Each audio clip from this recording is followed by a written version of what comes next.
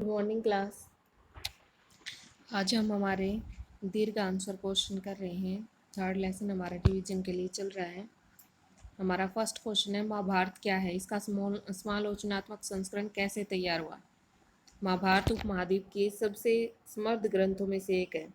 इसे महाकाव्य ने अपने वर्तमान रूप में 1 लाख श्लोकों से भी अधिक का संकलन है। विभिन्न सामाजिक श्रेणियों का लेखा जोखा है। इसकी रचना 500 ईस्वी पूर्व 1000 वर्ष तक होती रही और इसमें कुछ कथाएं इस काल से भी पहले की प्रचलित हैं।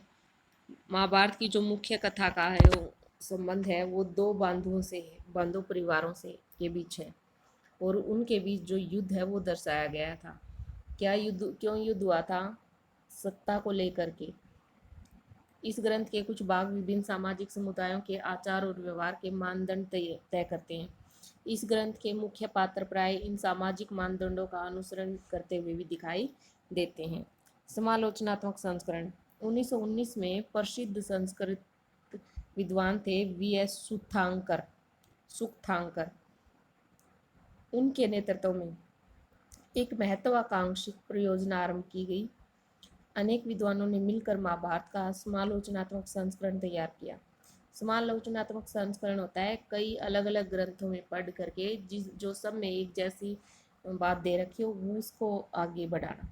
सर्वप्रथम देश के विभिन्न भागों से विभिन्न लिपियों में लिखी गई महाभारत की संस्कृत पांडुलिपियों को एकत्रित किया गया। परियोजना पर काम करने वाले विद्वानों ने सभी पांडुलिपियों में पाए जाने वाले श्लोकों की तुलना करके एक तरीका ढूंढा। उन्होंने उन श्लोकों का चयन किया जो लगभग सभी पांडुलिपियों में पाए गए।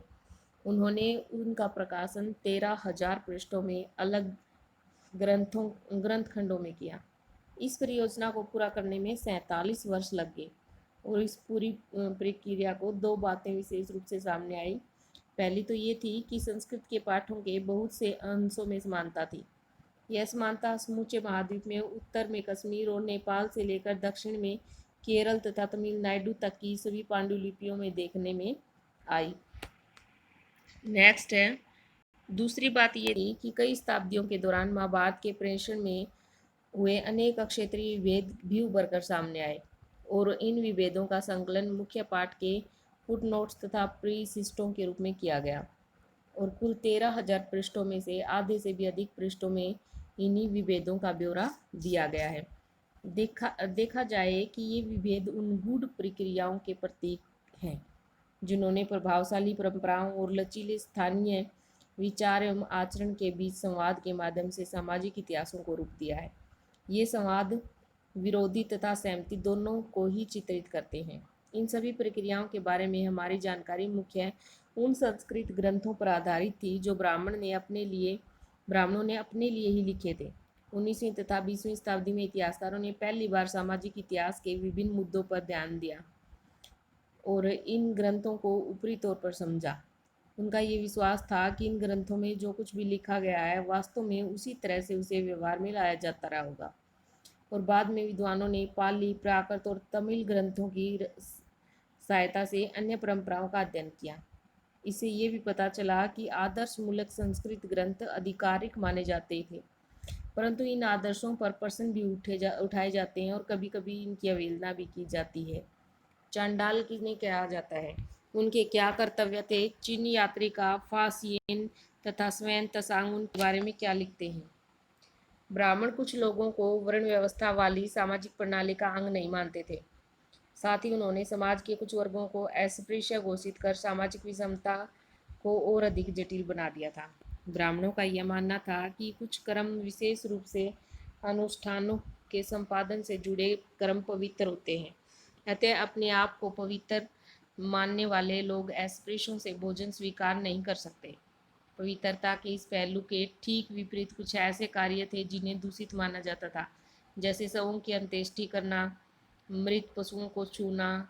ऐसे दूषित कार्य करने वाले को चांडाल कहा जाता था और उन्हें वर्ण व्यवस्था वाले समाज में 3 घृणित स्थानों पर रखा जाता था। स्वयं को सामाजिक क्रम में उच्च समझने वाले लोग इन लोगों को स्पर्श करना तो दूर उन्हें देखना भी बुरा मानते थे। उनके कर्तव्य क्या होते थे? चांडालों के गांव से बाहर रहते थे वो फेंके हुए बर्तनों का प्रयोग करते थे। जो लोग मर जाते थे उनके वस्त्र और लोहे के आभूषण पहनते थे रात में गांव और नगर के बीच चलना फिरना नहीं कर सकते थे वो। उन्हें उन मृतकों की अंत्येष्टि करनी पड़ती थी जिनका कोई सगा संबंधी नहीं होता। उन्हें जल्लाद के रूप में भी कार्य करना पड़ा था। चीनी यात्रियों के वृत्तांत। चीन से आए बौद्ध भिक्षु फा सियन का कहना है कि एस्पर्शों को सड़क पर चलते हुए करताल बजा करके अपने आने की सूचना देनी पड़ती थी ताकि अन्य लोग उन्हें देखने के दोस्त से बच जाएं, क्योंकि उन्हें क्या माना जाता था, अछूत माना जाता था। एक अन्य चीनी यात्री स्वेन तसांग ने ये कहा है कि जल्लादों और सफाई करने वालों को नगर से बाहर रहना पड़ता था। सो स्टूडेंट्स, आज हम इतना ही करेंगे, नेक्स्ट हम कल करेंगे।